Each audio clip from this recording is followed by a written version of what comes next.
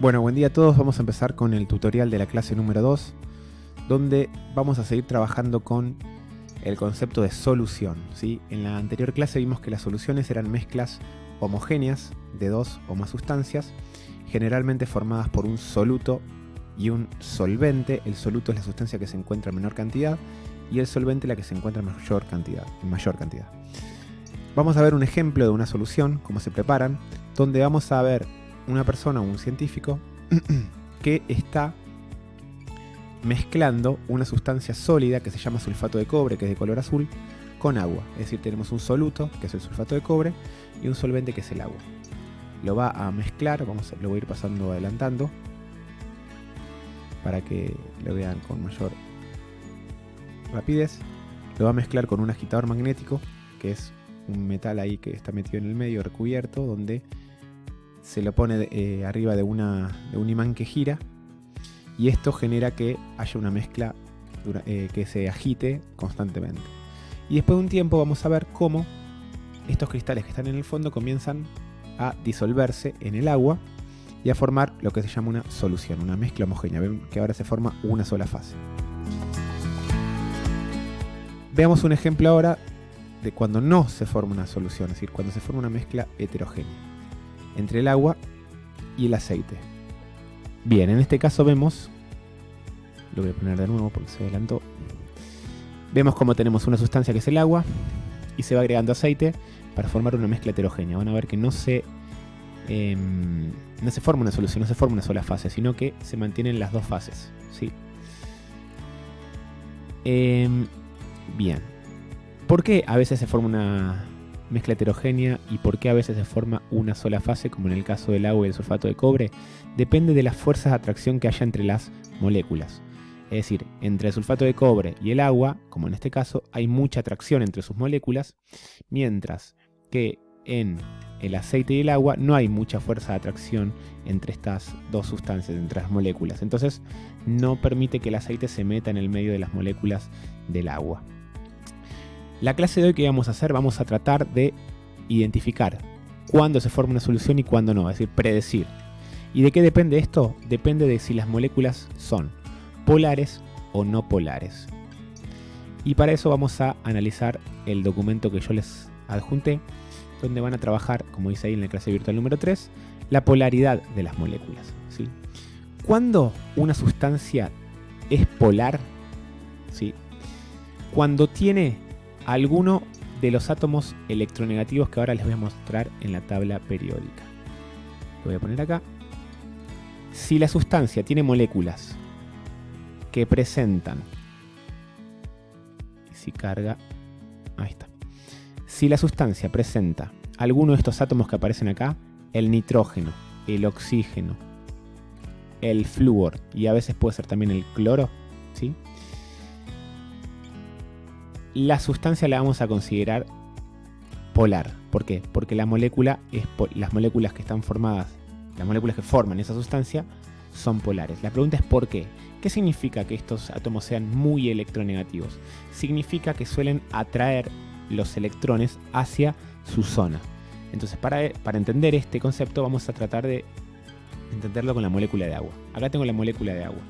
Fíjense que aparece el átomo de oxígeno que dijimos anteriormente que era uno de los átomos más electronegativos. Bueno, el átomo de oxígeno dentro de la molécula de agua atrae los electrones que están uniendo el oxígeno con el hidrógeno. Y recuerden que estas varillas que aparecen ahí son electrones que se comparten. Bueno, estos electrones suelen estar más cerca del oxígeno. Y lo voy a señalar, acá vamos a poner potencial electrostático. Van a ver, la zona marcada con rojo es la zona donde están los electrones más cerca, ¿sí? Más cerca entre sí, que son alrededor del oxígeno, porque el oxígeno tiene la capacidad de atraer los electrones hacia su zona.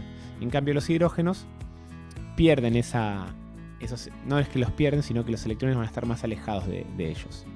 Y esto significa que la molécula de agua es polar. Otro tipo de moléculas polares, por ejemplo, puede ser, vamos a trabajar acá con el fluorometano. Tengo un átomo de carbono y 3 de hidrógeno. Fíjense que el único átomo muy electronegativo, dijimos que eran el nitrógeno, el oxígeno y el flúor. Podemos considerar el cloro también. Fíjense entonces que dentro de esta molécula el flúor, ¿sí?, es el único que es muy electronegativo, es decir, que atrae los electrones que están alrededor de estos átomos y los atraen más hacia esta zona, ¿sí? Eso genera que se formen dos polos. Un polo negativo, que es donde está marcado con color rojo, ¿sí? Ahí lo voy a dejar marcar, ¿sí? Un polo negativo y un polo positivo alrededor del carbono. ¿Por qué negativo el polo del flúor? Porque los electrones, recuerden que tienen carga negativa. Entonces, como hay más electrones por acá, lo considero un polo negativo. Y el átomo más cercano, el carbono en este caso, lo considero polo positivo. Los hidrógenos no voy a considerar zonas polares porque están más alejados del flúor. Entonces, vamos a suponer que yo lo voy a hacer en el Paint para que se entienda y lo vean mejor. Vamos a suponer que tengo una sustancia formada por estas moléculas. Acá tengo el oxígeno. Dijimos que oxígeno, flúor y nitrógeno eran muy electronegativos. Entonces, sobre esta zona, sobre la zona del oxígeno, se va a formar un polo negativo, ¿sí? En general se marca como con el épsilon, que es una letra muy parecida a la D, griega, para indicar densidad de electrones. Negativo, ¿sí? Signo negativo. Y el carbono, que es el átomo más cercano al oxígeno, lo voy a cambiar de color. Vamos a ponerle un color azul, ¿sí?, como recién. El carbono sería el polo positivo. ¿Por qué positivo este polo? Y porque ahora los electrones están más cerca de este, no tanto del carbono. Entonces en el núcleo, que hay cargas positivas, quedan más desprovistas de electrones. Todo lo demás lo considero zona no polar porque en realidad no está afectado, no tengo átomos electronegativos, ¿sí? Entonces, acá le marqué los dos polos. Esta sustancia que vemos acá la considero una sustancia polar por la presencia de un átomo electronegativo, como el oxígeno, el nitrógeno o el flúor. ¿Sí? Recuerden, estos tres átomos, y el cloro también lo podemos sumar. Si en cambio no tengo moléculas con estos tres átomos, por ejemplo el metano, van a ver que no hay ningún lugar un color rojo fuerte. ¿Sí? ¿Por qué? Porque no hay ningún átomo que sea muy electronegativo. Entonces los electrones suelen mantener sus posiciones. No se forman polos. Entonces el metano, la sustancia que está formada por estas moléculas, las considero sustancias no polares.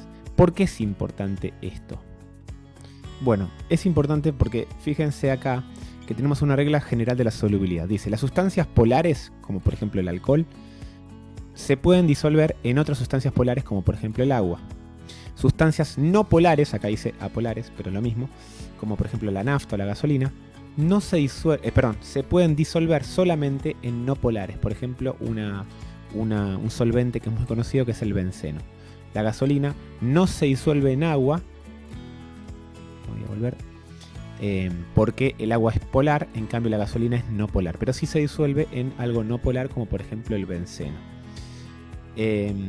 Incluso si yo quisiera mezclar gasolina con nafta, sí se mezclarían porque son las dos sustancias no polares. Entonces, regla general, lo no polar disuelve lo no polar y lo polar solamente disuelve lo polar.